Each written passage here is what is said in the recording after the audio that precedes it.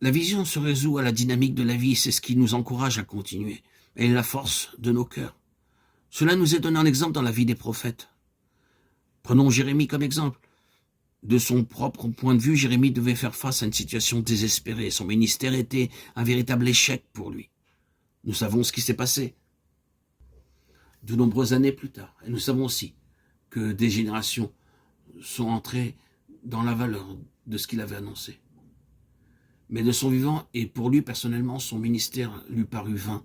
Il le savait. Nous le voyons parfois se tourner vers le Seigneur et s'en prendre à lui. À un moment donné, il déclare à l'Éternel l'avoir trompé, placé dans un piège, en l'appelant au ministère prophétique, en réalisant que son service était voué à l'échec. Et c'est bien ce qui se passa de son vivant. À un autre moment, il s'écria qu'il voulait s'enfuir de la situation dans laquelle il se trouvait, qu'il voulait s'éloigner de tout vers un lieu désert, loin des hommes et loin de tout.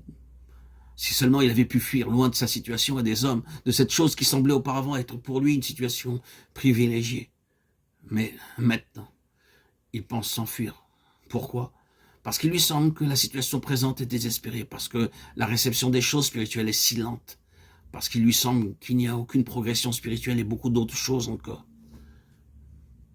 Néanmoins, à travers toutes ces vicissitudes, tous ces changements, toutes ces différentes humeurs, Jérémie est un homme ayant un feu dévorant dans ses os. Eh bien, qu'il était déterminé à ne plus continuer, il ne pouvait s'empêcher d'accomplir sa mission. Ce feu dévorant dans ses os est une autre expression de la vision que Dieu lui avait donnée. Et à travers tous ces aléas, cette vision maintint Jérémie. Elle le préservait dans la prison, dans la fosse, dans les persécutions et dans tous ces moments de désespoir.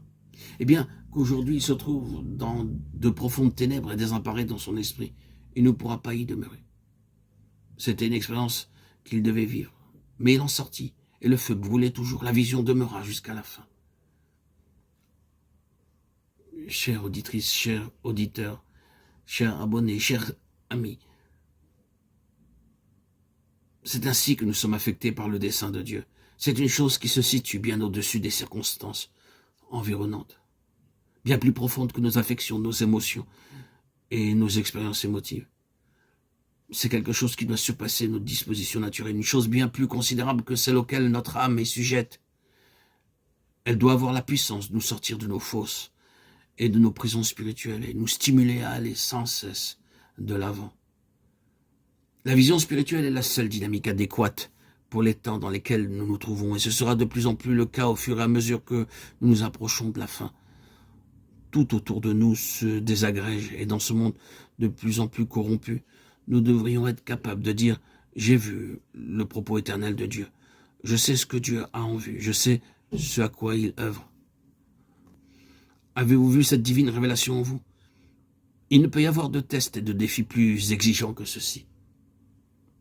Il nous servirait strictement à rien d'avoir été enseigné à propos du dessein de Dieu si cette chose ne faisait pas partie de nous-mêmes. Si nous n'avons pas vu nous-mêmes ce qu'est le propos éternel de Dieu. Et nous devons l'avoir vu d'une telle façon que tout ce qui peut se passer autour de nous n'affectera en rien notre vision. Nous devons avoir vu avec une assurance qui ne sera jamais ébranlée par les plus grands désespoirs. Car il est évident que même les plus grands prophètes ont traversé des moments de désespoir profond.